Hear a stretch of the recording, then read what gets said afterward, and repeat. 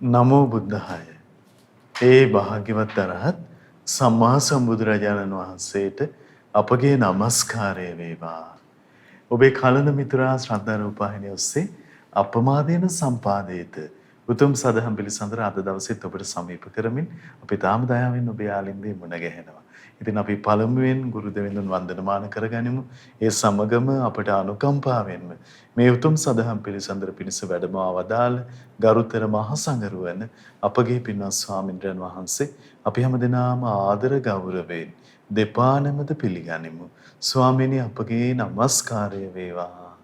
දැන් අපි සිහිපත් කරගන්නම් අද සදැහැති දායකත්වයේ පිළිබඳව මහව නාගොල්ලාගම පදිංචි පින්වත් එච්.ඒ. බේබිනෝනා මහත්මිය ඇතුළු පින්වන්ත දරුමුණුබුරන් සියලු දෙනා විසින් සදැහැති දායකත්වයේ දරනවා.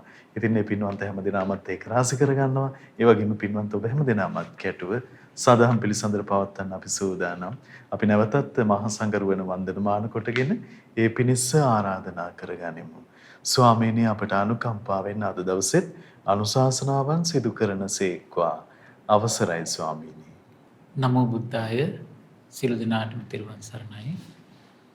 නමෝ තස්ස භගවතු අරහතු සම්මා සම්බුද්දස්ස සාදු සාදු සාදු. කාරුණික වාසනාවන්ත පින්වත්නි, පින්වත් මහත්මයා, එහෙමයි ස්වාමීනි. අපි කතා කර හිටියේ ඒ බුදුරජාණන් වහන්සේගේ සම්බුද්ධත්වයේ අසිරිය විදහා දක්වන, එහෙමයි.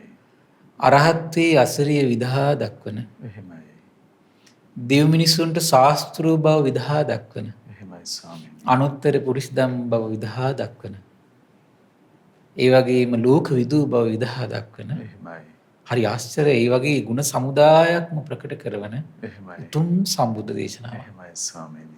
එහෙනම් මේ සම්බුද්ධ දේශනාවක අරුත තමයි පළවෙනි එක, නවරහාදී බුදු ගුණ ශ්‍රාවකයා ප්‍රකට කරගන්න දක්ෂ වෙන්න ඕන. එහෙමයි ස්වාමීනි. එතකොට මේ ධර්මස්කන්ධය ඉතුරු කරගෙන එදා පරම පූජනීය තෘත්‍රීය ශ්‍රාවක භාග්‍යතුන් වහන්සේගේ රූපයට සමාන රූපයක් තිබුණු, ගිහි කාලයේ පවා විරාගී ජීවිතයක් තිබුණු, එක සයනේ බිරිඳත් එක්ක වාසය කරද්දී බිරිඳට මේ බිරිඳ ගැනවත් රාගසිතවිල්ලක් නොයිපදුණු, බිරිඳට මේ කුමාරයා පිළිබඳව රාගසිතවිල්ලක් නොයිපදුණු මහෝත්ම චරිතයක්. එහෙමයි ස්වාමීනි. ශාස්ත්‍රු වරහත් සම්බුදුරජාණන් වහන්සේ දැක්ක පමණින්ම මේ සුගතයන් වහන්සේ, මේ තමයි ශාස්ත්‍රුන් වහන්සේ, මේ තමයි මං සරණ ගිය භාග්‍යතුන් වහන්සේ කියලා සසර ඉවෙන් පවා හඳුන ගන්නට මහා සත්පුරුෂ චිත්තසංතානයක් තිබුණු අපගේ පරම පූජනීය මහා කශ්‍යපයන් වහන්සේ ලෝබලා වදාරමින් මහා කරුණාවෙන් ශාසන බර කරට අරගෙන එදා පළවෙනි ධර්ම සංගායනාව කළා මහත්තයා. එහෙමයි. හරි පුදුමයි. පළවෙනි ධර්ම සංගායනාව කරද්දී පරම පූජනීය ආනන්දයන් වහන්සේ අපගේ ශාස්ත්‍රු භාග්‍යතුන් වහන්සේට මෛත්‍රී සිතින්, මෛත්‍රී වචනයෙන්, මෛත්‍රී ක්‍රියාවෙන්ම වාසය කළ අවුරුදු 25ක්. එහෙමයි. ආනන්දයන් වහන්සේ හරි දුකයි භාග්‍යතුන් වහන්සේ පිරුණම් පාද්දී. එහෙමයි. ඇඬුවා. අනද්දී තථාගතයන් වහන්සේ ළඟට කතා කරලා කියනවා, ඇයි ආනන්ද අඬන්නේ? ආනන්ද අවුරුදු 25ක් පුරාවට, බොහෝ කලක් පුරාවට තථාගතයන් වහන්සේ ගැන මෛත්‍රී සිතින් වාසය කළ ආනන්ද සිහි කළ දුන්නා. ආනන්දව මෛත්‍රී වචනමයි තථාගතයන් වහන්සේ මුල් කරගෙන කතා කළේ. ආනන්දව මෛත්‍රී ක්‍රියාවමයි කළේ තථාගතයන් වහන්සේ මුල් කරගෙන. ආනන්ද බය වෙන්න එපා. ආනන්ද වීරිය කරන්න, සුළු කලකින් ඔබ ධර්මය අවබෝධ කරනවා කියන සිංහනාද කළා. එහෙම ශ්‍රාවකයන්ට එහෙම ලේසියෙන් කියන්නේ නැහැ. එහෙනම් බලන්න අපිට පුළුවන් නම් භාග්‍යතුන් වහන්සේගේ ශ්‍රී නාමයේ සිහි කරගෙන මෛත්‍රී සිතින් පුළුවන් නම් අනේ භාග්‍යතුන් වහන්සේගේ ශ්‍රී නාමයේ සිහි කරගෙන බුදු කුටිය අමුදින්ට. එහෙමයි ස්වාමී. මල් පහන් පූජා කරන්න පුළුවන් නම්, මේ මෛත්‍රියෙන් කටයුතු කරන්න පුළුවන් නම්, මෛත්‍රියෙන් මේ බුදු ගුණ හඬ නගා කියමින්, පිරිත් හඬ නගා කියමින් දවස් පටන් ගන්න පුළුවන් නම්, දවස් අවසන් කරන්න පුළුවන් නම්, භාග්‍යතුන් වහන්සේගේ ශ්‍රී නාමයට ගෞරව සත්කාර කරමින් චෛත්‍ය ගාවට යන්න පුළුවන් නම්, බෝධීන් වහන්සේලා ගාවට යන්න පුළුවන් නම්, පිළිම වහන්සේලා ගාවට ඒ පහන් සිතින් ගිහිල්ලා හඬ නගා බුදුගුණ කියන්න පුළුවන් නම් එහෙමයි. එහෙනම් නිවන් මඟ විවර කරන්නේ නැද්ද? එහෙමයි. ආනන්දයන් වහන්සේට අවුරුදු 25ක ඒ කරපු උත්තම ක්‍රියාව විපාක දෙන්නේ නැද්ද? එහෙමයි ස්වාමී. මෛත්‍රී සිත. එහෙයි. බලන්න මේ වගේ මෛත්‍රී සිතක්, ඉවසීම් සහිත හිතක් බුද්ධ වන්දනාවට තියෙනවද කියලා. මට එතකොට තේ හිතෙනවා මහත්තයා, එවන් මෛත්‍රී සිතක් නැති උදවියයි ප්‍රලාප දුඩන්නේ වන්දනාවෙන් වැඩක් නෑ කියලා. එහෙමයි. ඔබ තේරුම් ගන්න. ඒ කියන්නේ සුළු මොහොතක් භාග්‍යතුන් වහන්සේගේ ශ්‍රී නාමය සිහි කරගෙන සුළු මොහොතක් පළඟක් බැඳගෙන වාඩි වෙලා ඉන්න බැරි උන්දලයි ඔය කෑ ගහන්නේ පූජාවට. එහෙමයි. භාග්‍යතුන් වහන්සේගේ ශ්‍රී නාමය සිහි කරගෙන වාඩි වෙලා මිහිරි හඬින් බුදුගුණ කියලා පිරිත් ටිකක් කියන්න තරම් සංයමයක් නැති, සදහැස්තක් උපදින් නැති උද්දච්ච සිත්වලිනුයි ප්‍රලාප දුඩන්නේ මියෝ කරලා වැඩක් නෑ කියලා. එහෙමයි. බුදුරු එහෙම දේශනා කළා නේ. එහෙමයි ස්වාමී. සමහර අය ඔකට හේතු විදියට ගන්න වෙයි. පරිනිබ්බාන සූත්‍රය කියන්නේ ආනන්දයන් වහන්සේ කියනවනේ අකාලේ මල් පිපිලා භාග්‍යතුන් වහන්සේට වන්දනා කරන්න සගේ වැටෙනවා කියලා. එහෙමයි. භාග්‍යතුන් වහන්සේ ඒ වෙලාවේ දේශනා කරන්නේ ආනන්ද ඔය වන්දනාව නම් මොකද්ද කියලා. එහෙමයි. ඊට වඩා මේ ප්‍රතිපත්ති පූජා හැසිරින් වටිනවා කියලා. ප්‍රතිපත්ති පූජා හැසිරින් වටිනවා. එහෙමයි ස්වාමී. ඒ වෙලාවේ ආනන්දයන් වහන්සේලා ඒ කාරණේ කියන්නේ. එහෙමයි. නමුත් ඒක දේශනා කළා පස්සේ දේශනා කරනවා ආනන්ද සතරමං ස්ථානයක සතර දිනක් මුල කරගෙන චෛත්‍යදි කරන්න සුදුසුයි කියන. තේරුණා නේද? ඊට පස්සේ ඊතර ඊළඟ කාරණේ කියන කුමක් නිසාද භික්ෂු භික්ෂුණී උපාසක උපාසිකා. එහෙමයි. භික්ෂුවක් වේවා, භික්ෂුණියක් වේවා, උපාසකයෙක් වේවා, උපාසිකාවක් වේවා පහන් සිතින්. එහෙනම් මේ අනුශාසනාව කරන්නේ පහන් සිත ඇති වෙන අයට. දුෂ්ට සිත් තියෙන අයට නෙමෙයි. උද්දච්ච සිත් තියෙන අයට නෙමෙයි. තථාගතයන් වහන්සේ ගැන ක්‍රෝධ සිත් තියෙන අයට නෙමෙයි. තථාගත ධර්මයේ ගැන ක්‍රෝධ සිත් තියෙන අයට නෙමෙයි. පුහ අහංකාරකමින් මේ පිනට නැමේ ගෞරව සත්කාර කිරීමට අකමැති අයට ගැන නෙමෙයි මේ කියන්නේ. ඒ සියලු දේ ඉදිරියේ පහන් සිත් උපදින අයට මේ කියන්නේ. එහෙනම් ඔබ තේරුම් ගන්න ඕවා ඉදිරියේ පහන් සිත් උපදින්න නැති උද්දච්ච හිත් දරාගත්තු මේ ශ්‍රමණියෝ තමයි ප්‍රලාප දුඩන්නේ. වන්දනාවෙන් වැඩක් නැහැ කියලා. එහෙමයි. බුදුරු එහෙම දේශනා කළානේ. ඉතින් ආනන්දයන් වහන්සේ සංවේගයටපත් කරන්න ඒ කාරණේ කියන්නේ මොකද ආනන්දයන් වහන්සේ ධර්මය අවබෝධ කරවන්න ඕන නිසා. ශාස්ත්‍රුන් වහන්සේ අනාගතේ දකින්නවා දැන් පළවෙනි ධර්ම සංගායනාව කරන්න ඕන. එහෙමයි. සියල්ල දකින්නවා. එහෙමයි ස්වාමී. ඒතර බලන්න භාග්‍යතුන් වහන්සේ නම් මේ හදවතින් උපස්ථාන කරපිට ආනන්දයන් වහන්සේ මාස 3ක් ඇවෑමෙන් සතර ඉරියව්වෙන් තොරව ඉඳිද්දී අරහත්ත්වයටපත් වෙනවා. කොහොමද ශාස්ත්‍රුන් වහන්සේ ගැන ගෞරවයෙන් ප්‍රහාන් සිතින් උපස්ථාන කරපු සිටි අසරිය. නිකම් නෙවෙයි.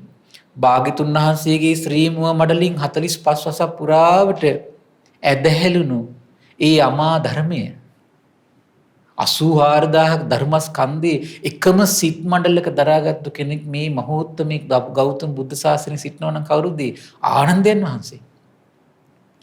එකම සිත් මණ්ඩලයක 84000 ධර්මස්කන්ධයක් දරා ගන්නවා කියලා කියන්නේ මහත්තයා. එහෙමයි ස්වාමී. සුළුපටු දෙයක්ද? මේ පද හතර ගාතාව මතක තියාගන්න බෑ. එහෙමයි. එච්චර මේ සිත් මේ පිරිහිලා තියෙනවා. එවන් යුගයක 84000 ධර්මස්කන්ධ දරාගෙන දැන් අදටත් අපි මේ සූත්‍ර දේශනා බලාගෙන අපි කියනවා මේ. එහෙමයි. එවන් යුගයක අහෝ වසරී පරම පූජනීය ආනන්දයන් වහන්සේ පරම පූජනීය මහා කස්සපයන් වහන්සේගේ ආරාධනාව පරිදි එදා ධර්ම සංගායනාව තියෙන තැන 500ක් මහරහතුන් පිරිවරාගෙන ඉන්නකොට එම සැනින් මහ පොළොවේ කිමිදිලා මහ පොළොවේ මතුවන ධර්ම සංගායනා කරන තැන. එතකොට භාග්‍යතුන් වහන්සේ වෙනම ආසනයක් පනවලා තිබුණා. ආනන්දයන් වහන්සේ වෙනම ආසනයයි ඊළඟට මේ ශාසනයේ සියලු විනය කරුණු දරාගත් එකම චිත්තසංතානයක් වැඩ සිටියා. කවුද? පරම පූජනීය උපාලි මහරහතන් වහන්සේ.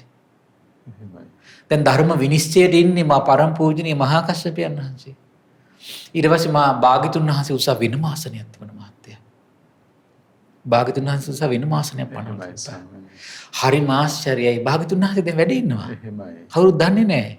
කොහොමද සිද්ධ වෙන්නේ? මහා කස්සපයන් වහන්සේ ආරාධනා කළ ආනන්දයන් වහන්සේට එහෙනම් ධර්මයේ සංගායනා කරන්න කියලා. ආරාධනා කරද්දී ආනන්දයන් වහන්සේ නැගිට හිටපු ආසනේ සිවුර ඒකාංශ කළා. අර ශාස්ත්‍රුන් වහන්සේට ගෞරව කරන්නේ යම්සේද? එහෙමයි. ධර්මය අහනකොට ගෞරව කරන්නේ යම්සේද? සිවුර ඒකාංශ කළා. ශාස්ත්‍රු වරහ සම්බුදුරජාණන් වහන්සේගේ ශ්‍රී නාමයට පනවා තිබුණා දෙයක් ආසනයක් ආසනයේ වැඩ සිටියා. එහෙමයි ස්වාමීනි. ශ්‍රී කය නෑ. නමුත් ශාස්ත්‍රුන් වහන්සේ තමයි ධර්මය. එහෙමයි. ඒ නිසා ඒ ආසනයෙන් වැඩ සිටියේ. එහෙමයි. වෙන අදහසකින් නෙවෙයි. එහෙනම් ධර්මාසන පූජා කරද්දී ඔබ සිහි කරන්න ඕන ධර්මාසනේ හදන්නේ ශාස්ත්‍රුන් වහන්සේ වෙනුවෙන්. එහෙමයි ස්වාමීනි. ඒ ශ්‍රී නාමයට මේ භාග්‍යතුන් වහන්සේගේ ශ්‍රී මෝමඩලින් නිකුණු ධර්මයටයි කරන්නේ. එහෙමයි. ඒකයි ඒ ආසනේ වඩන්නේ. ඊට පස්සේ මේ දහම් ගඟ ආනන්දයන් වහන්සේ මාස ගණන පුරාවට ඒවම් මේ සුතන් කියන පාඩේ හැම දේශනාවකම තියෙනවා. එහෙමයි. මා විසින් මෙසේ අසන ලදී. එහෙමයි. අහෝ ඒ ධර්මය අහන එතන තව සංඝ පිරිසක් හිටියද මා ඒ ධර්මයේ ඉසේ ඇසුවා කියලා. මහා කශ්‍යපයන් වහන්සේ මතකදී ධර්මය ඇසුවා කියලා. ඊට පස්සේ ඒ සූත්‍රය නිමාවටපත් වෙනවා. එහෙනම් ඒක හරි පිරිසිදුයි කියලා. එහෙමයි. ඒ විදියට 84000 ධර්මස්කන්ධ පිරිසිදු කළා සත්‍යයි. ඒ ධර්මස්කන්ධය ඒ විදියට මහරහතන් වහන්සේලා 509ගෙන් පිරිසිදු වෙද්දී මහ පොළව හරියට සුළඟට සැලෙන ගසක් සැලෙන්නේ යම්සේද මහ පොළොව සලිත වුණා. එහෙමයි ස්වාමීනි. ධර්මයේ පිරිසිදු බවට සිංහනාද කළා සිත් පිට නැති මහ පොළොව. එවන් උදාර දෙයක් කළේ කුමක් පිණිසද? මේ සෑම සූත්‍ර දේශනාවකින්ම නවාරහාදී බුදු ගුණයන්ගෙන් තෙත් කරගන්න පුළුවන් හැම කෙනෙක්ගේම චිත්තසංතාන. එහෙමයි ස්වාමීනි. එහෙනම් මේ බුද්ධ දේශනාවක් ශ්‍රවණය කිරීමේ අර්ථය කුමක්ද?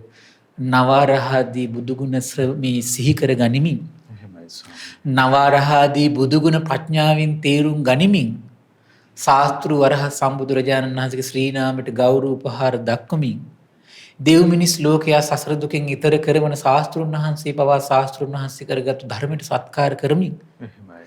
ඒ උත්තම කාර්යය කළ ආර්ය මහා සගරුවනේ ශ්‍රී නාමයට ගෞරව කරමින් ශ්‍රවණය කරන්නයි මේ ධර්මයේ දා සංගායනා කළේ. එහෙමයි. ඒ ධර්මයයි මේ ඔබට කියා දෙන්නේ. එහෙමයි ස්වාමීනි. එහෙනම් මේ ධර්ම දේශනාවට අනුග්‍රහ කරන පිණිස මුදලින් ශ්‍රමයෙන් ආධාර කරන පිණිස කොච්චර සැනසෙලිසිතක් ඇති කරගන්නවද? එහෙමයි. අහෝ මම එහෙනම් මේ ධර්මයේ දෙව් මිනිස් ඉදා සංගායනා කළේ ධර්මයේ දෙව් මිනිස් ලෝකයට දෙන්නට නේද මම මේ උපකාර කරන්නේ? එහෙමයි. එහෙනම් දිවි පරදුවට තියාගෙන ඉදා රහතන් වහන්සේගේ කාර්යය කළේ ඇයි? එහෙනම් අමා මහ නිවන් දොර විවර වෙන්නේ පිරිසුදු ධර්මයෙන්. එක එක පුද්ගලයන්ගේ හිස් ප්‍රලාප වලින් නෙමෙයි. එහෙනම් ඒ දහමකුයි අපි මේ සාකච්ඡාවට ගන්න හැමදාම. එහෙමයි. ඒ දහම පවසන අතරේ මේ යුගයේ පවතින යම් දෘෂ්ටි මතවාද ඇද්ද? ධර්මයේ නාමයෙන් හිස්මතු වෙච්ච යම් ප්‍රලාපයක්ද? ඒ ප්‍රලාප නැති කිරීම පිණිසයි ඒ ප්‍රලාප ගැන සිහිපත් කරලා අපිට මේ ධර්මයේ හිත පිහිටවන්න ඔබ වෙන කරුණා නිසා නෙමෙයි.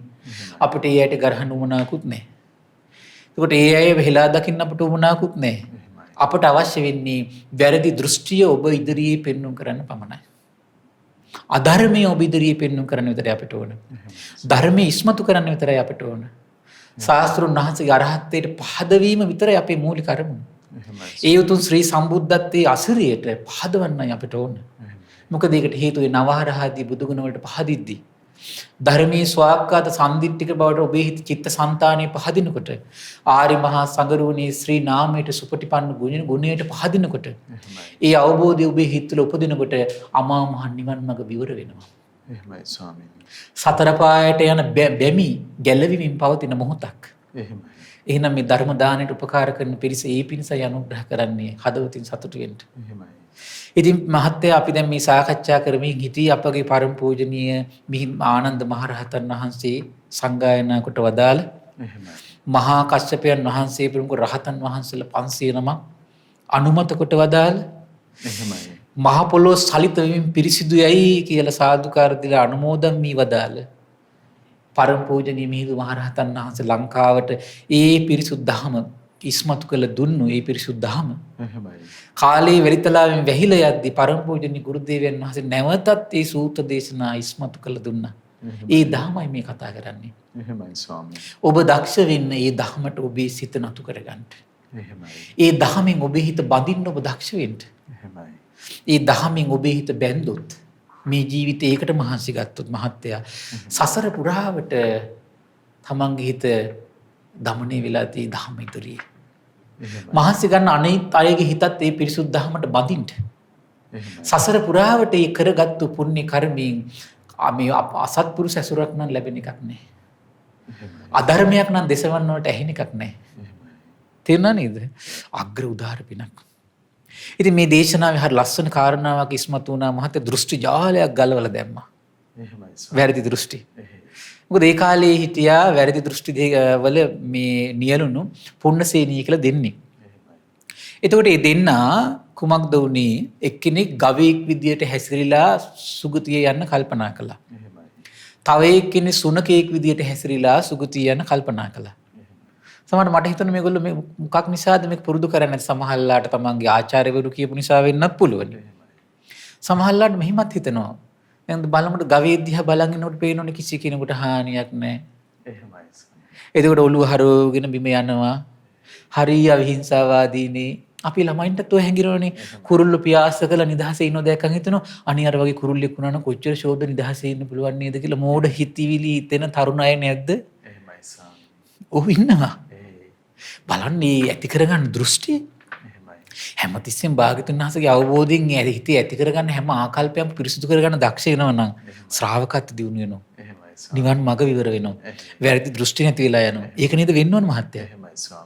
එහෙම සාමාන්‍ය තරුණ ළමයි ඉන්නෝ ආසයි කියලා කියන්න. නමුත් ඒ ළමයා හොඳට ප්‍රඥාවෙන් කල්පනා කරන්නේ මේ සතා කොච්චර බයෙන් ඉන්නවද? එහෙමයි. තව සතෙක්ගේ කටට කොයි වෙලාවෙ මේ අනිත් කුරුල්ල යමු වේද? සමහරවල් බලන්න මොර සූරන වැස්සක් කෙනෙකුට හදාගත්තු කූඩු. එහෙමයි. ඊට පස්සේ තව සතෙක්ගේ කටට ගොදුරු වෙයි කියලා තියෙන බය. එහෙමයි. ඊළඟට බලන්න තමන්ට කෙනෙක් ඉන්නවද ඥාතියෙක් කියලා කෙනෙක්. මේ පැටව ගහනවා තව සුළු කලකින් පැටව ටික දාලා යනවා. එහෙමයි. කොච්චර බයක්ද? ඊළඟට හරියට කෑමක් බීමක් හොයාගන්න නැහැ. එහෙමයි. කොච්චර දුකද ස්පර්ශ කරන්නේ. ඒතර ඒ ලෝකේ කවදාවත් මේ වගේ කල්යාණ මිත්‍රයෙක් ඉඳලා කුසල් වඩාපන් කියන්නද? එහෙනම් අපි වගේම අවිද්‍යාව සහගත හිතක් තියෙන්නේ. රාගයට බර හිතක් එතනක් තියෙන්නේ. ද්වේෂයට මෝහයට බර හිතක් තියෙන්නේ. කොයි වෙලාවෙත් එහෙනම් ඒ ගිනි ඇවිලින රාග දේශ මෝහ නිවන්න කවුද ඉන්නේ? මෙතරම් කරුණු කියද්දි රාග දේශ මෝහ නිවන්න හිත නැමෙන්නේ නැත්තම් එවන් ලෝකයකට ගිහිල්ලා එහෙනම් කොහොම හිතන මේ හිතේ හටගන්න රාග දේශ මොහ සංසිඳව ගන්නද? දැන් ওই භයානක බව කවුද විවර කරන්නේ? එහෙමයි ස්වාමී. මට හිතුණා මේ කියන උන්දලටත් ඔය වගේ හිතෙන්නේ නැති. එහෙමයි. ගවයට සමහරට ආස හිතෙන්නේ නැති. තව ඒ කාලේ දැන් ගවයා දිව්‍යත්වයෙන් සැලකුවනේ මේ ඉන්දියාවේ අදටත් තියෙනවනේ. එහෙමයි. හරියට මිනිස්සුන්ට ප්‍රයෝජනයිනේ. ගොම ටිකත් ප්‍රයෝජනෙට ගන්නවා, කිරි වලින් වෙඬරු හදනවා, දී කිරි හදනවා, කිරි හදනවා හැම පැත්තම තියෙනවනේ. එහෙනම් කොච්චර මිනිස්සුන්ට ප්‍රයෝජනෙට කොච්චරද අවිහිංසාවාදීද පැත්ත කළා. එහෙනම් මං ඒ වගේ කෙනෙක් වුණොත් එහෙම නා සුගතියයි කියලා හිතන්නේ නැති. එහෙමයි. ඒ ගොඩාක් ඵල ප්‍රයෝජන දීලා නමුත් ඒ හරකගේ ආධ්‍යාත්මය ගැන හිතුවේ නෑනේ. එහෙමයි. හරකගේ ආධ්‍යාත්මය මිත්‍යා දෘෂ්ටියක් නිසා හරකෙක් වුණා කියලා එයා දන්නේ නෑනේ. එහෙමයි ස්වාමී. මම නිකන් හිතච්ච එකක් මම මේ කිව්වේ. එහෙම වෙන්න පුළුවනි. අද වගේ සිදුවෙන දේවල් එක්ක. එතකොට බලන්න බුදුරජාණන් වහන්සේ දැන් මේකට අනුව මේගොල්ලෝ වැරදි දෘෂ්ටි වල පෙරුණා. එහෙනම් අපේ අයටත් ඔයගේ තමයි මේක ශෝබණක් අරක ශෝබණක් කිය හැම එකම අහනවා. අහලා ඊට පස්සේ භාග්‍යතුන් වහන්සේගේ අවබෝධය තියෙන පැහැදීමක් නැති කරගෙන සරණක් නැති කරගන්න. ෂේම භූමිය නැති කරගන්න. ඊට පස්සේ වැරදි දෘෂ්ටි ජාලයක ඉඳලා මේගොල්ලෝ තිතුවයි මේකෙන් අපි දෙවියන් අතරයයි කියලා අපේ මිනිසුත් ඒ වගේ හිතයි හරියන මා සුගතියයි කියලා. සමහර එහෙනම් තමන්ගේ දෘෂ්ටිය දැන් ධර්මයට ඇවිල්ලා නිවැරදිද හරිද බලන්න. බුදුරජාණන් වහන්සේ නිවැරදි කළ දුන්නා. හරකෙක් විදියට සුනකෙක් විදියට හැසිරීම රටාව පවත්තලා සිත පවත්තලා හරකෙක්ගේ ලෝකෙට සුනකෙක්ගේ ලෝකෙට යයි කිව්වා. එහෙමයි. ඒකින් වැරදි දෘෂ්ටියක් ඇති කරගත්තොත් මම මේකෙන් දෙවියන් අතරට යනවා කියලා ඒ වර්ධවාගත් දෘෂ්ටිය නිරේට ගෙනියයි කිව්වා. කරුණු කීපය කිව්වේ සලිත වෙලා ගියා. ප්‍රඥා ලෝකෙ විවර වුණා. ශාස්ත්‍රුන් වහන්සේගේ සිරිපා අභියස ශ්‍රාවකත්වයට ආවා. අනුත්තර පුරුෂ ධම්ම සාර්ථි නැද්ද භාග්‍යතුන් වහන්සේ? එහෙමයි ස්වාමී. සත්තා දේව මනුසාරණ නැද්ද භාග්‍යතුන් වහන්සේ? එහෙමයි. සම්මා සම්බුද්ධ නැද්ද? එහෙමයි. ආශ්චර්යයි. එහෙමයි. නිකලස් බව නැද්ද? එහෙමයි. ඒ තරම් දෘෂ්ටි දරු දෙදෙනෙක් තමන්ගේ සිරිපා අභියසට ගන්න තර? එහෙමයි. තමන්ගේ අනුශාසනා ප්‍රාතිහාරයට එකඟ කරන්න තර? එහෙමයි. සංවේදී කළයි දේශනාව. ඊට පස්සේ මේගොල්ලෝ ඉල්ලීමක් කළා ස්වාමීන් වහන්සේ අපේ දෘෂ්ටි මතවාද වෘත අයින් කරලා දාන්න, ගලවලා දාන්න භාග්‍යතුන් වහන්සේ දක්ෂයි කිව්වා. එහෙමයි. අපිට අනුශාසනා කරන්න කිව්වා. ඊට පස්සේ බුදුරජාණන් දේශනා කළා පින්වත් පුණ්‍ය විශිෂ්ට වූ ශ්‍රේෂ්ඨ වූ ඥානීන් ප්‍රත්‍යක්ෂව දැනගත්තු කර්ම හතරක් තථාගතයන් වහන්සේ අවබෝධ කළා තියෙනවා. එහෙමයි. කුමද්ද මේ කර්ම හතර? අඳුරු විපාක ඇති අඳුරු කර්ම. එහෙමයි. ඊළඟට දීප්තිමත් විපාක ඇති දීප්තිමත් කර්ම. එහෙමයි. ඒ වගේම තමයි කිව්වා අඳුරුත් වූ දීප්තිමත් වූ විපාක ඇති අඳුරුත් වූ දීප්තිමත් වූ කර්ම. එහෙමයි. ඊළඟට අඳුරුත් නොවන දීප්තිමත් නොවන විපාක ඇති අඳුරුත් නොවන දීප්තිමත් නොවන කර්ම. එහෙමයි. කර්ම ක්ෂය වීම පිණිස පවතින කර්ම. එහෙමයි. ඊට පස්සේ විස්තර කළා කුමද්ද පුණ්‍ය අඳුරු කර්ම කියන්නේ කුමද්ද කියලා. දරුණු කාය කර්ම, දරුණු වචී කර්ම, දරුණු මනෝ කර්ම. එහෙමයි. මේව රැස් කළා දරුණු දේවල් රැස් කළා නම්. ඒතර විස්තර කරන්නේ දරුණු දේ මොකද්ද කියලා. ඒකට ප්‍රඥාවෙන් තේරුම් ගන්න තමයි කියලා දුන්නේ. එහෙමයි. ඒ තමන්ටත් දුක උපද්දන අනිත් අයටත් දුක උපද්දන කර්ම තියෙනවා නම්. එහෙමයි. එතකොට තමන්ටත් දුක උපද්දන අනුන්ටත් දුක උපද්දන වචන තියෙනවා නම්. එහෙමයි. දැන් බලන්න ද්වේෂින් කාට හරි බැන්නට පස්සේ තමන්ගේ හිතත් කිපිලා පීඩාවටපත් වෙනවා අනිත් සත්ත්වයේ හිතත් කිපිලා පීඩාවටපත් වෙනෝනේ. එහෙමයි. ධර්ම කර්ම. එහෙමයි. ඊළඟට ද්වේෂයෙන් හිත හිතා හිටියොත් තමන්ගේ හිතත් පීඩාවටපත් වෙනවා ලෝක සත්ත්වයා හිතත් පීඩාවටපත් වෙනවා. එහෙමයි. ධර්ම කර්ම. එතකොට ඔය විදිහට දස අකුසල් මූලික වශයෙන් එහෙමයි. ධර්ම ලෝකෙට මරණින් මත්තේයි කිව්වා. එහෙමයි. ධර්ම ලෝකෙට ගියාට පස්සේ ඇස කන නාසය දිවකය මනස ධර්ම දේවල්ම ස්පර්ශ වෙනවා කිව්වා. නිරය කියන්නේ ධර්ම ලෝකයක් කිව්වා. එහෙමයි. ඒ නිසා පුණ්‍ය කර්මයෙන් සත්වයා ගෙනියනවා කිව්වා ඒ ලෝකෙට. කර්මයෙන් උපත කරා යදගෙන යනවා කිව්වා. එහෙමයි. දැන් මේක අහනකොට බයෙන් තැති ගන්න නැති යහෝ මගේ ජීවිතේ මං දරුණු කර්ම අත්හරිනවා කියන ස්ථිර අධිෂ්ඨානයට ආවා. එහෙමයි වෙන්නේ ශ්‍රාවකත්වයේ. එහෙමයි. භාග්‍යතුන් වහන්සේගේ අවබෝධය වැළඳ ගන්නවා, ස්වාක්කාත සම්දිට්ඨික ධහම වැළඳ ගන්නවා. ආරි මහා සංඝවරුන්ට නමස්කාර කරමින් සරණ යනවා. එහෙමයි. පුන්න ඊළඟට දීප්තිමත් විපාකයක් දීප්තිමත් කර්ම කියන්නේ කුමක්ද? මේදි කෙනෙක් කාරුණික කාය ක්‍රියාවන් කරනවා. කාරුණික වචන, එහෙමයි. කාරුණික මානසික ක්‍රියාවන් කරනවා. එහෙමයි. දැන් බලන්න සතුන් මරන්නේ කියන්නේ කාරුණික බවනේ. පීඩාවක් දෙන්නේ නැහැ. හොරකම් කරන්නේ නැහැ කියන්නේ මිනිස්සුන්ට පීඩාවක් දෙන්නේ නැහැ. වැරදිකාම සේවනි හැසිරෙන්නේ නැහැ කියන්නේ පීඩාවක් දෙන්නේ නැහැ. එහෙමයි. දැන් මේ දේවල් කරනවා කියන්නේ ලෝකයා කොච්චර පීඩාවෙන්ද ඉන්නේ? හරි මේ සහසී ස්වභාවය. සැහැසිනේ. හිතන්නකෝ දැන් තමන්ගේ ගෙදර කෙනෙක් මරන්න කෙනෙක් එනවා කිව්වොත් එimhe තමන් කොච්චර පීඩාවෙන්ද ඉන්නේ? එහෙමයි. තමන්ගේ ගෙදර දෙයක් හොරකම් කරන කෙනෙක් එනවා කිව්වොත් එimhe තමන් කොච්චර පීඩාවෙන්ද ඉන්නේ? තමන්ගේ ගෙදර කෙනෙක් දූෂණයට ලක් කරන කෙනෙක් එනවා කිව්වොත් කොච්චර පීඩාවෙන්ද ඉන්නේ? එහෙමයි. බලන්න. එහෙමයි ස්වාමී. තමන්ම බොරු කියලා කෙනෙක් රැවටුවොත් තමන් කොච්චර පීඩාවෙන්ද ඉන්නේ? එහෙමයි. තමන්ට කේලම් කියලා කෙනෙක් බිඳිවුවොත් එimhe තමන් කොච්චර පීඩාවෙන්ද ඉන්නේ? එහෙමයි. තමන් ඊට පස්සේ තමන්ට පරුස වචන කිව්වොත් එimhe තමන් කොච්චර පීඩාවෙන්ද ඉන්නේ? එහෙමයි. හිස් වචන ප්‍රලාප තමන්ට කරන්ට දුන්නට පස්සේ තමන් කොච්චර පීඩාවකින්ද ඉන්නේ ඔස්සේ හිතා. එහෙමයි. එහෙනම් ඒ ධර්ම දේවල්. එහෙමයි ස්වාමී. ඊළඟ තමන්ගේ හිතේ අනුන්ගේ දෙයට ආසාවෙන් හිත බැඳගෙන හිටියොත් නිින්ද යන්නේ නැහැ තමන් පීඩාවෙන් ඉන්නේ. එහෙමයි. තමන් ද්වේෂිතින් හිටියොත් එහෙම තමන් පීඩාවෙන් ඉන්නේ නිින්ද යන්නේ නැහැ. එහෙමයි. තමන් මිත්‍යා දෘෂ්ටික වෙලා හිටියොත් එහෙම පව බෙදෙනවා ලෝකෙට. එහෙමයි ස්වාමීනි. පීඩාවෙන් ඉන්නේ. එහෙනම් ඒ දේවල් වලින් වැළකුණා කියන්නේ ධර්ම කාරුණික කෙනෙක් එයා. ඒ කරුණින්ම කාරුණිකයි. එහෙමයි. ඒ කාරුණික කෙනා මරණින් මත්තේ සැනසිලිදායක ලෝකෙට යනවා කියනවා. එහෙමයි. ඇයි එයා ලෝකෙට සැනසෙල්ල දුන්නා එයාට සැනසෙල්ල ලැබෙනවා. එහෙමයි. එයා වංචා කළේ නෑ එයාට කවුරු වංචා කරන්නේ නෑ. එයා දුෂ්ටකම් කළේ නෑ එයාට දුෂ්ටකම් කරන කෙනෙක් මේ ලෝකෙ ඉදිරිපත් වෙන්නේ නෑ. එහෙමයි. ආශ්චර්යයි. ආශ්චර්යයි. එහෙමයි ස්වාමී. බුදුරජාණන් දේශනා කළා එයා මරණින් මත්තේ සැනසිලිදායක ලෝකෙට යනවා. කොහෙද? සුබකින්න දෙවියන් කියන්නේ සැනසිලිදායකම තැනක්. ඇහැට ස්පර්ශ වෙන්නෙම සතුට ඇති කරන දේවල්. එහෙමයි ස්වාමී. කනට එකතු වෙන්නෙම සතුට ඇති වෙන ශබ්ද. එහෙමයි. කොච්චර ආශ්චර්යද මහත්තයා. දැන් කල්පනා කරලා බලන්න සමහර අය මනුස්ස ලෝකේ වුණත් මහත්තයා උපදිනවා මහා දුෂ්කර හද්ද පිටිසර තැන්වල. එහෙමයි. සමහරට ගිනි ගහන කාස්ටකේ ගහක් කොළක් නැහැ බිම දිහා බැලුවත් කරකශයි. එහෙමයි. හිතා ගන්න පුළුවන්ද ඒකට? එහෙමයි ස්වාමී. කන් දෙකට සමහරලාට අමිහිරි ශබ්ද වටේ පිටේ හැම තැනින්ම. එහෙමයි. හිතා ගන්න පුළුවන්ද මොකද්ද කර්මය? එහෙමයි ස්වාමීනි. නාසයට අමිහිරි අමනාප ගන්ධය. එහෙමයි. දිවට අමිහිරි අමනාප රසය කෑම බීමක් හරියට නැහැ. කයට හැමතිස්සෙම ගිනි ගහන රස්නේ පීඩාව අමිහිරි අමනාප මේ පහස. එහෙමයි. එතකොට එයාගේ මනසත් පීඩාකාරී. ද්වේෂයට බරයි, ඉරිසියාවට බරයි, ගුණමහකකමට බරයි. එහෙමයි ස්වාමී. එහෙනම් සත්තු ලෝකේ සත්තු කොහොමද මහත්තයා? එහෙයි. ඒ පංචකාම ගුණ හරියට ලැබෙන්නේ නැහැ කියන මනස පීඩාකාරී. එහෙමයි ස්වාමීනි. කුමක් නිසාද? තමන් හදාගත්තු දෙයක්. බලන්න ලංකාවේ වුණත් දැන් සමහර පැති තියෙනවා සුන්දර පරිසර, ගස් ලස්සනයි, වතුර දියැලි. එහෙමයි ස්වාමීනි. ඒ ඇසට ප්‍රියයි. ඇයි ඒ පැත්තෙන් පිනක් කරලා තියෙනවා. එහෙමයි. සමහර දුෂ්කරයි, කන්න බොන්න හොයාගන්න නැහැ. ඒ පැත්තෙන් අඩුපාඩුවක් තියෙනවා. එහෙමයි.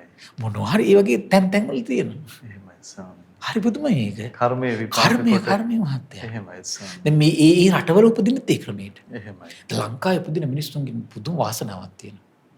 අර දුෂ්කරතා ටික තිබුණත් සංඝ ඍෂීන් වහන්සේලා දකින්න පින තියෙනවා. එහෙමයි ස්වාමීනි.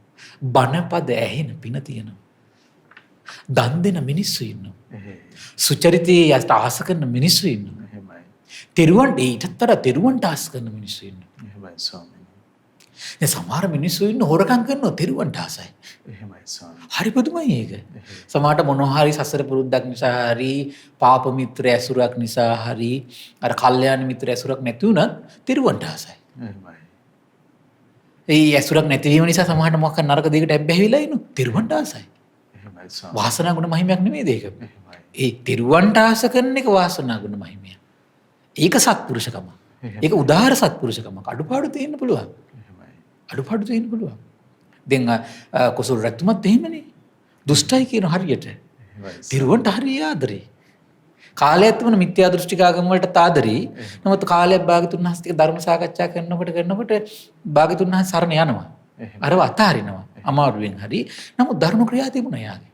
එහෙයි. ඒතර ඒවත් සසරේ සමහර විට යනකොට ඒ දුර්වලතා ටික ටික අඩු වෙලා තෙරුවන් සරණ මේ අචලව පිළිදන්න පුළුවන්. එහෙමයි. එහෙමයි සිද්ධ වෙන්නේ. එහෙමයි ස්වාමීනි. ඊළඟට බලන්න හරි පුදුමයි මොන්න යම් දෙයක් දැන් බලන්න බටහිර යුරෝපය මම ওই දෙකේම හිටියා. එහෙමයි. එතකොට බලන්න හරි පුදුමයි තිරුවන්ට ආස කරන මොකක්වත් නැහැ මහත්තයා. සමහර මිනිස්සු වෙනවා සුද්ධු අපිත් එක්ක මහා පොෂ් එකෙන් කතා කරනවා සරල විදිහට කියනවා නම්. එහෙමයි ස්වාමීනි. කිසිම වැඩක් නැහැ. එහෙයි.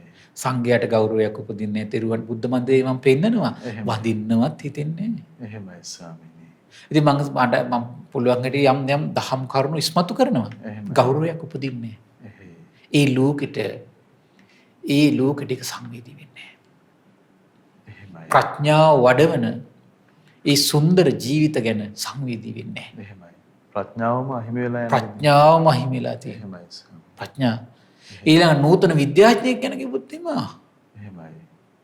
ඒවට සාදුකාරදී. එහෙයි. එහෙනම් ලංකාවේ මිනිස්සුන්ගේ තියෙන දුර්ලභ භාග්‍ය එහෙමයි ස්වාමීනි. කොච්චර වටිනවද? ඊළඟ කාරණේ විදිහට විස්තර කරන පුන්න අඳුරු වූ දීප්තිමත් වූ විපාක ඇති. එහෙමයි. දීප්තිමත් කර්මය යනු කුමක්ද? අඳුරු විපාකයක් තියෙනවා, දීප්තිමත් විපාකයක් තියෙනවා. කියන්නේ සැප විපාකයක් තියෙනවා, දුක් විපාකයක් තියෙනවා. එහෙමයි. කර්මය කියලා කියන්නේ කුමක්ද? පුන්න මෙහිලා ඇතම් කෙනෙක් දරුණු දේවලුත් කරනවා, කාරණික දේවලුත් කරනවා. ඉතින් බුදුරජාණන් වහන්සේ නම් මේ පුද්ගලිය හතර දෙනා දකින්න. මෙතන පුද්ගලිය හතර දෙනෙක් ගැන මේ කතා කරන තව පැත්තකින් ගන්නවනේ. එහෙමයි ස්වාමීනි. කර්මපත හතරක් මේ කර්මපත හතරේම නියැලිලා ඉන්න පුද්ගලියෝ මේ ලෝකේ ඉන්න අපිට වෙනස් කරන්න බෑ. දැන් සමහර අය හරියට මේ මං හිතන්නේ අසත්පුරුෂ බව වෙන්න ඕන. සමහර අය දැන් තෙරුවන් සරණේ පිහිටලා සමහර දින් සසර පුරුදු නිසා අර පාප මිත්‍ර ඇසුර නිසා යම් දෙයකට ඇබ්බැහිලා සමහර දරුණු දේවල් තුල ඉන්නවා. ඊට පස්සේ අපි සමහර මේ උගත්යයි සම්මත දුෂ්ට සමාජයේම ගරහනුවනේ මහලුකුවට බෞද්ධ පන්සලුත් යනවා සිලුත් ගන්නවා. මේ විදිහ මේ නරක වැඩක් තියෙනවා කියලා ගරහනවනේ. එහෙමයි ස්වාමී. එහෙම ගරහ සමහර දැන් අද වර්තමානයේ කතා හදනවා එහෙම. ටෙලිනාට්‍ය නිර්මාණය කරනවා. මම හිතන්නේ මේ මිත්‍යා දෘෂ්ටික ආගම් කාර්යයන්ගේ වැඩක්ද කොහෙද මට පේන හැටියට ඒක. බෞද්ධ උපාසිකාවන් විදියට මෙයා රඟ දක්වනු උපාසකෙක් විදියට. ඊට පස්සේ යා පන්සලේ චෛත්‍ය හදන්න මුල් වෙලා මේ දායක සභාවේ මූලිකත්වයේ බව පෙන්වුම් කරන රඟ දැක්වීමට යොමු කරලා ඊට පස්සේ යාව පනපවන අනිත් පැත්තින් නරක වැඩ කරනවා කියලා රහසේ. ඒ වගේ නාට්‍ය හදනවා. පුදුම මේ දුෂ්ට ආගම්කාරයෝ කරන වැඩක්. සැහැසිකමක් තියෙන බුද්ධ ශාසනෙත් එක්ක. එහෙමයි ස්වාමීනි. ඒකට කවදාවත් වෙන ආගමක් කෙනෙක් කී වගේ දුෂ්ට වැඩ කරනවා කියලා උන්දල පෙන්නන්නේ නැහැ. එහෙමයි. මේ බුද්ධ ශාසනයට මේ පාර ගහන්නේ. එහෙමයි ස්වාමීනි. එහෙම කතා වර්තමානයේ තියෙන හරියට. එතකොට එතනින් මම කල්පනා කළ අධ්‍යක්ෂවරු කොච්චර දුෂ්ටද? එහෙමයි. දුෂ්ට. එතකොට ඒව නිර්මාණය කරන උන්දල කොච්චර දුෂ්ටද? එහෙමයි. ඒතර මේ වගේ දෙයක් පනපෝල මේ මොකද්ද මේ ලෝකෙට දෙන්න හදන්නේ? එහෙමයි ස්වාමීනි. මොකද්ද මේ දෙන්න හදන්නේ? දුෂ්ටකම. එහෙමයි. ශාසනෙත් එක දුෂ්ට වෙලා තියෙන්නේ. භාග්‍යතුන් වහන්සේගේ ශ්‍රී නාමයත් එක දුෂ්ට වෙලා තියෙන්නේ. එහෙම අර දුෂ්ටකම් අර වගේ ඇක්ටර්ස් පෙන්නවා කියලා කියන්නේ. ඒතර බලන්න දැන් අද වර්තමානයේ හැදින තරුණ සමාජයේ කතා බැලුවට පස්සේ අර උපාසක කියන චරිතය අපහාසයට ලක් කරන්නේ නැද්ද? එහෙමයි. උපාසිකා කියන චරිතය අපහාසයට ලක් කරන්නේ නැද්ද? කරන්නේ නැද්ද? කරනවනේ. ඒක තමයි ඇති කරවන්න. ඒක තමයි ඇති කරවන්න දඟලන නිසා. ස්වාමීනි. එහෙම නෙමෙයි. එහෙනම් ඒ අධ්‍යක්ෂ කළ ඒ නිර්මාණකරුවෝ දක්ෂ වෙන්න ඕන. අරයාගේ උදාර ගුණය ප්‍රකට කරවන්න. එහෙමයි. ඒක තමයි සත්පුරුෂ බව කියන්නේ මහත්තයා. එහෙමයි ස්වාමීනි. දැන් බලන්න බුදුරජාණන් අපි මතක නේද දැන් ඔය මහා දුක්ඛක් මේ මහා කම්ම විභංග සූත්‍රය කතා කළා. එහෙමයි. බාහනක බුදුරජාණන් වහන්සේ හරි අසරිමත් නේ. අර සමාධියක් ඇති කරගෙන වැරදි දෘෂ්ටියට ආපු මනුස්සයට මොකද්ද කිව්වේ? ඔබ මේ දසා කුසල් කළ සුගති යන කෙනෙක් දැක්ක කිව්වොත් එimhe හරි ඒක කතාව මම පිළිගන්නවා. එහෙමයි. ඊට පස්සේ ඔබ එහෙම කෙනෙක් දැක්කා කිව්වොත් මම ඒක පිළිගන්නවා. එහෙමයි. හැබැයි මේ පාප කර්මය මේ පාප මේ ඔබ නමුත් මෙහෙම කිව්වොත් එහෙම කොහොමද එහෙම දසා කුසල් කරන මේ සියලු දෙනාම සුගති යනකොට මම ඒක පිළිගන්නේ. එහෙමයි. එහෙනම් ඒක ලස්සන වෙන්න ඕනනේ. මේ විවේචනයක් කරනවා නම් ඒ විවේචනේ සාධාරණීකරණය කරලා තියෙන්න එපා. එහෙමයි. යම් ප්‍රමාණයක නේද? එහෙම නැහැ. ඒකෙන් පේනවා දුෂ්ට බව තියෙන. එහෙමයි ස්වාමීනි. මේ මිත්‍යා දෘෂ්ටික ආගම්වාදී උන්දලගේ වැඩක් මට පේන්නේ හැටියට. එහෙමයි ස්වාමීනි. අද ඔය සමහර දේශපාලන මතවාද දරන උන්දල තමයි ඒවට මේ පණ පොවන්නේ. එහෙමයි. නළුනියම් විදියට ඉන්නේ. රඟ දක්වන්නේ. එහෙමයි. ඒතර මේ උන්දලයට හරියට තියෙනවා මේ බුද්ධ ශාසනය ගැන වෛරයක් තියෙනවා. එහෙමයි. බුද්ධ ශාසනය ගැන වෛරයක් තියෙනවා. ඒ වෛරී බව ප්‍රකට කරනවා. පව බෙදනවා. එහෙමයි ස්වාමීනි. පව බෙදනවා. එහෙයි.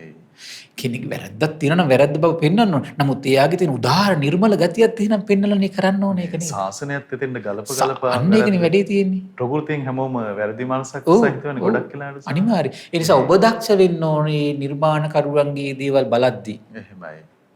ඒ කරන හානිය ගැන දුෂ්ටය. විශාල කල්පනාවකින් වාසය කරන්න. එහෙමයි ස්වාමීනි. සමහරවිට මේ පැය 24 ගෙවන අදහසින් ඔබට යමක් නිතර බණ අහන්න බැරි නම් ඔය වගේ දේවල් වලට යොමු වෙනවා ඇති. එහෙමයි. නමුත් දරුවන්ගේ චිත්තසංතානවල සමහරට ඔබ වැඩිහිටියයි විදියට ඒක මේ මධ්‍යස්ථව කල්පනා කරලා ගන්න දක්ෂ වෙනවා ඇති.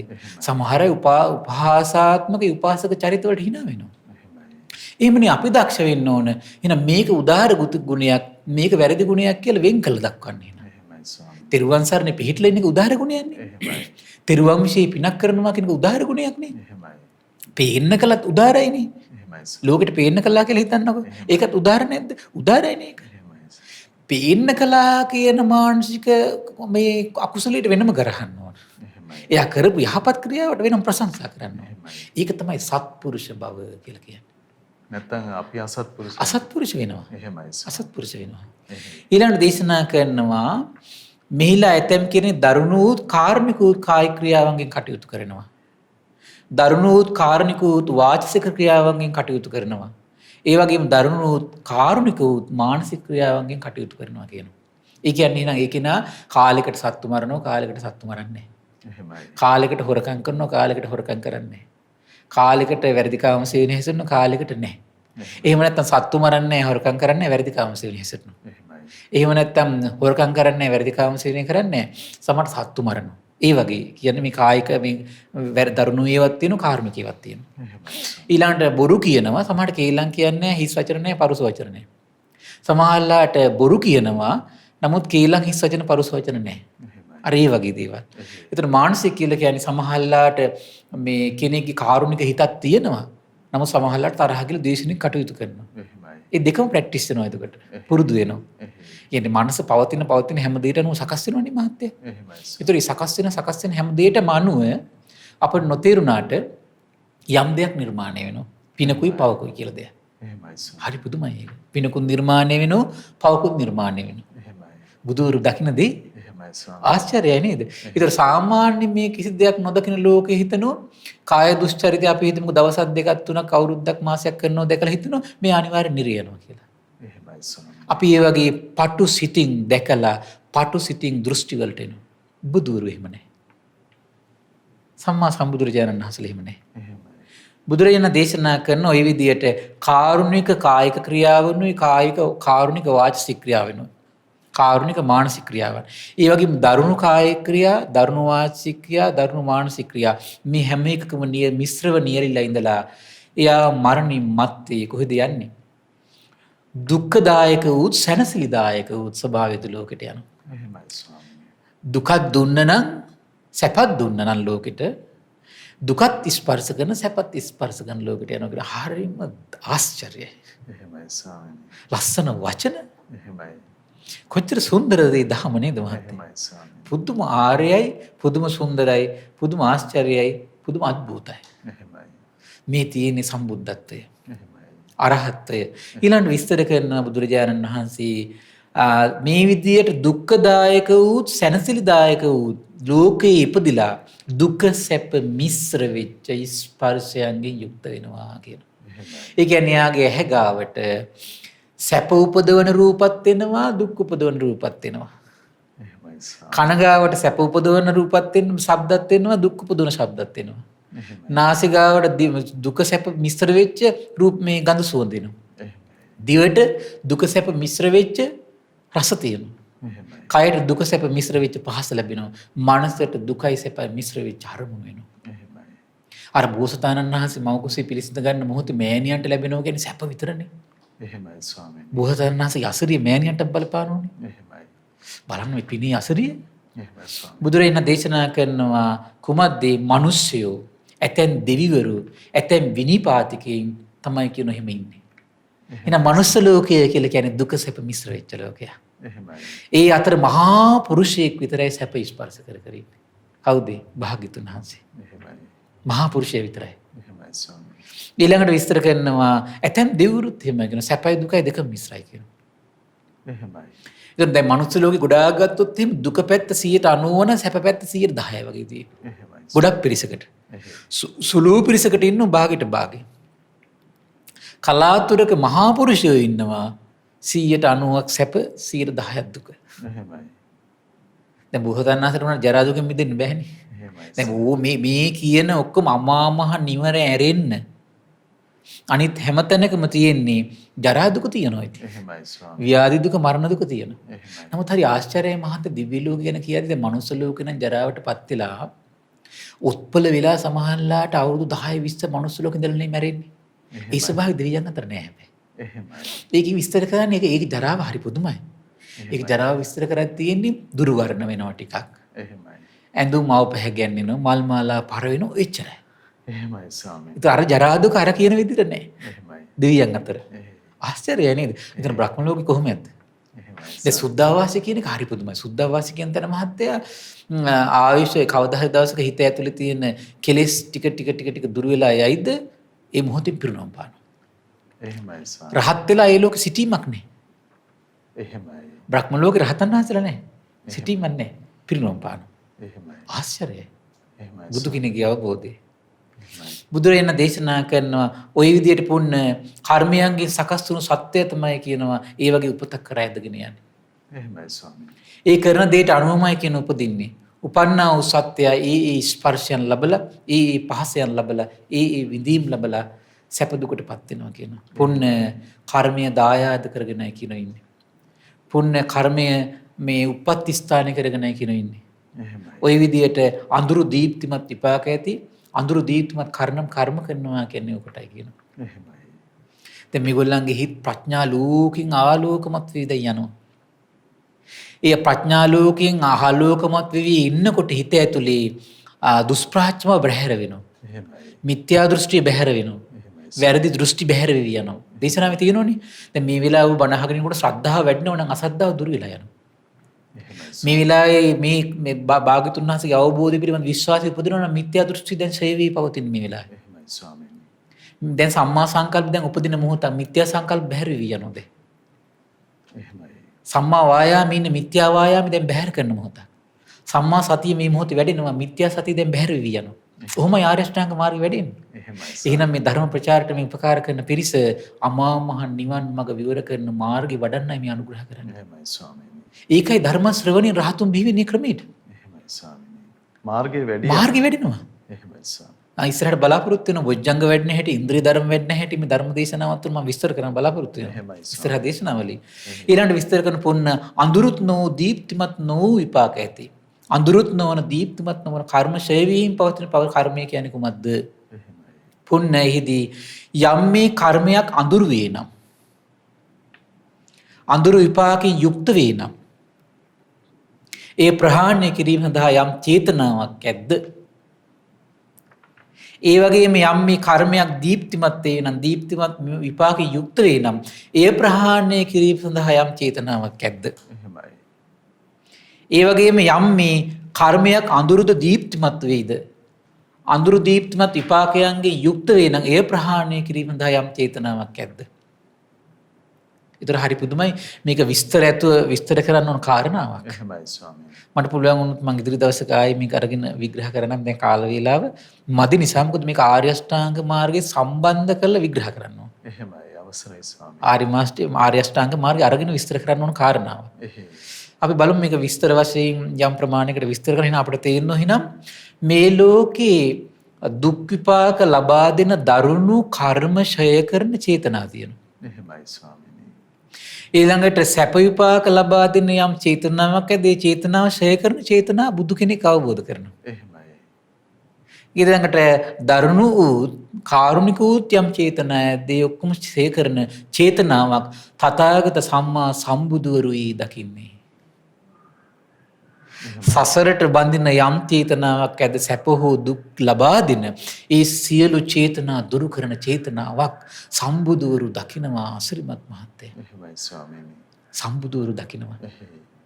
එවන් දහමක් මේ තියෙන්නේ. එහෙමයි. එවන් දහමක් මේ තියෙන්නේ. එහෙමයි. ඉතින් එවන් දහමක් ප්‍රචාරය කරන ඇත්තන්ට සසර පුරා ඒයමා මහ නිවන් මඟ විවර කරන සොඳුරු වචන අනිත් අයට ශ්‍රවණය කරන්න සැලැස්සුවාද ඒ පින විපාක දෙන්නේ කොහොමද? තමන්ගේ දෙසවන්න වලට සසර පුරා ඒ සොඳුරු බණ පද ඇසීවි. එහෙමයි ස්වාමීනි. අනිත් අයගේ කන් ගාවට මේක දුන්නාද?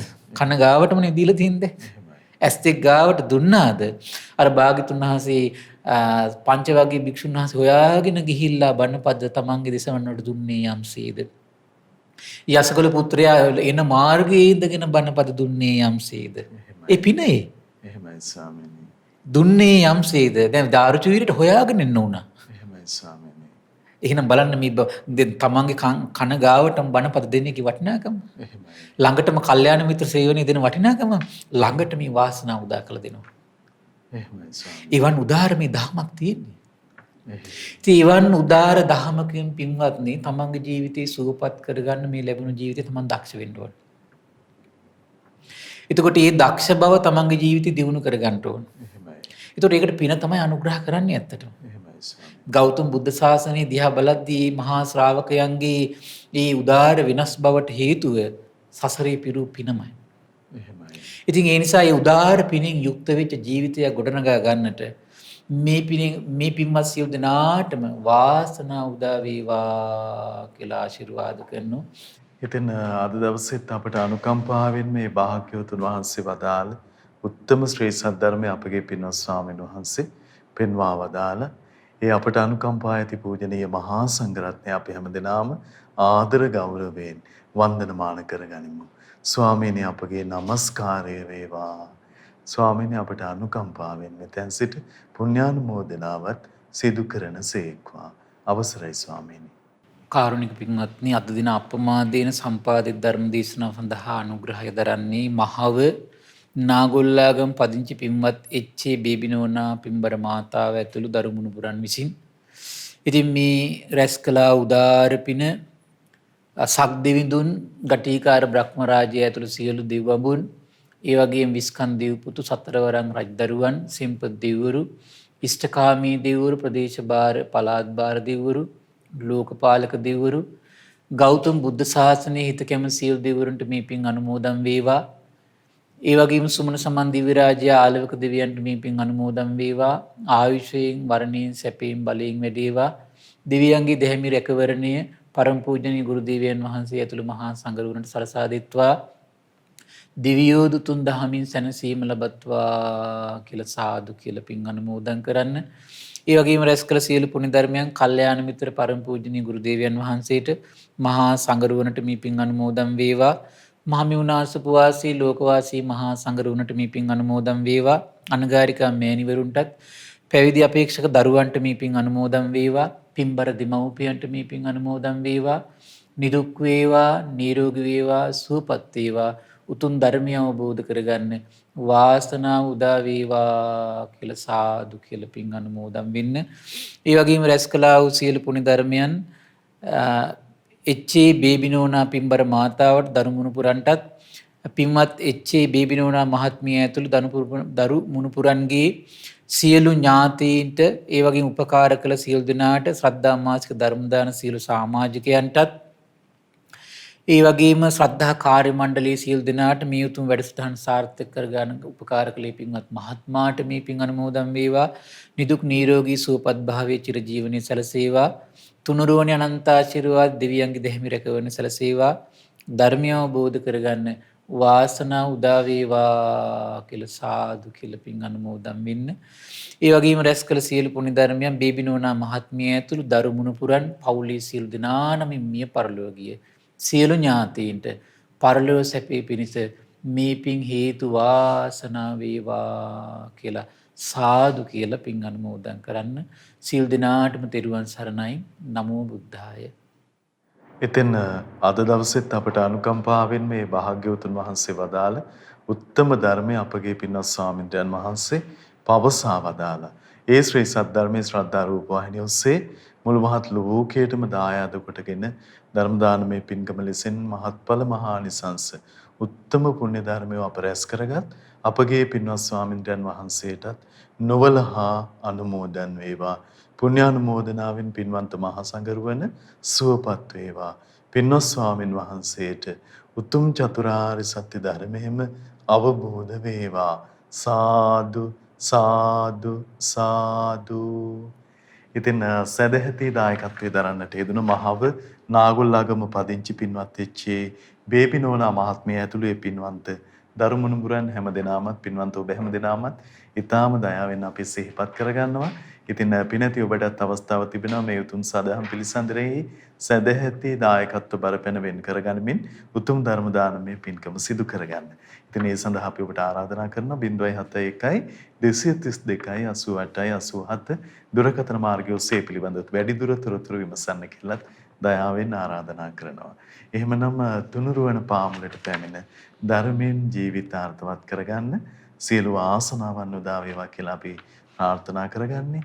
මහා සංඝරත්නයේ ආශිර්වාදයෙන් නැවත අපි ඔබ මුණ ගැහෙන්නම්. හැම දිනාටම සම්මා සම්බුදු සරණයි. නමෝ බුද්ධාය.